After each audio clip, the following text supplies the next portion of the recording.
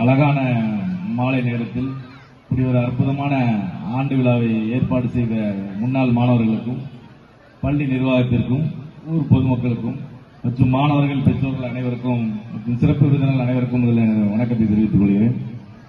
முதல்ல இந்த பள்ளிக்கு நான் பல தடவை வந்திருக்கிறேன். இந்த இடத்துல நான் அதிகமா இந்த ஏரியால பணி செஞ்சிருக்கிறேன்.